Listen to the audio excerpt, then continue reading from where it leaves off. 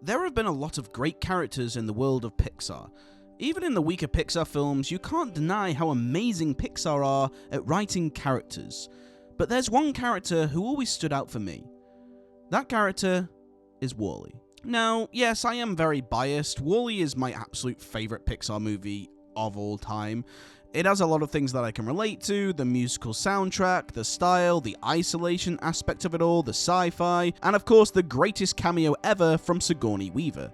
You can just kiss all that goodbye! But WALL-E is very different, and so I'm starting a new series called Pixar Profiles, where I get to break down why WALL-E is the greatest Pixar protagonist. Let's start with what separates WALL-E from the rest of the amazing roster of Pixar characters. WALL-E, for the most part, is relatable due to his personality. Now, I'm not trying to say that WALL-E is the only character who has this trait, but the way WALL-E is presented in his movie does so in a much more relatable way.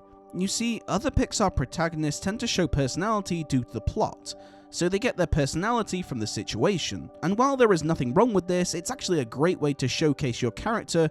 With WALL-E, he has very personal traits that make him feel more real. He likes music, collecting things and films, and dreams of falling in love. What heightens this arc is WALL-E is, well, he's lonely. Now sure, this arc isn't anything special, but everything is heightened and improved. First, not only is WALL-E the only last thing on Earth, which truly heightens that with his only friend being a cockroach, despite being a robot and seeing other robots rust and die, WALL-E has been able to survive by becoming more than a mindless drone.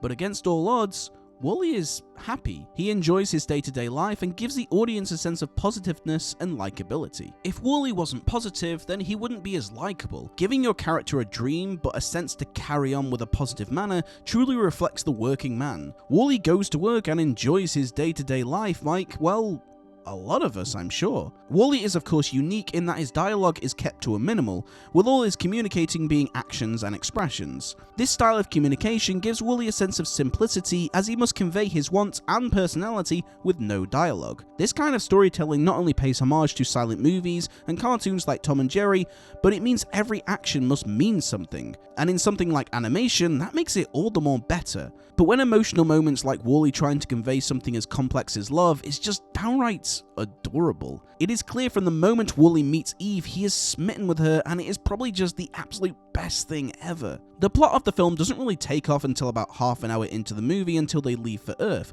but up until that point, you're just watching a character live.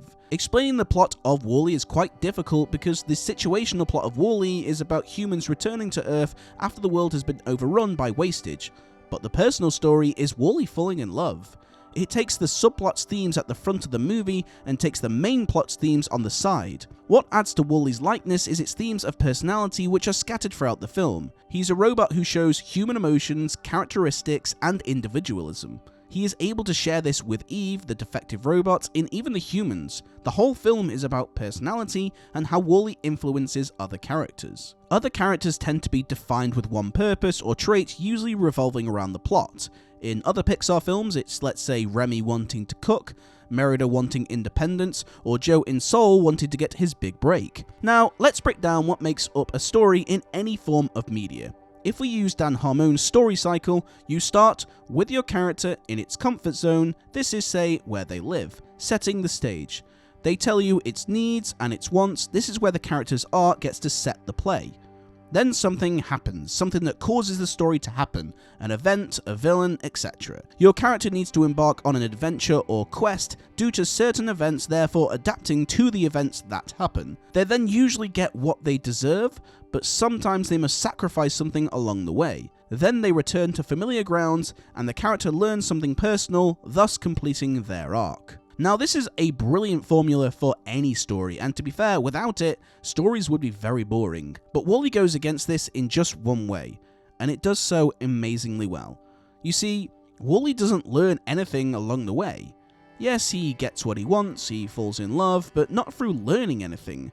Instead, he teaches those around him. Throughout the story, the robots and humans are all just mindlessly going about their day, with robots following nothing but their directive, and the humans have become so reliant on technology that they have lost all sense of personality and perception. WALL-E teaches them to be sentient, and coming from this adorable robot is incredibly satisfying to watch.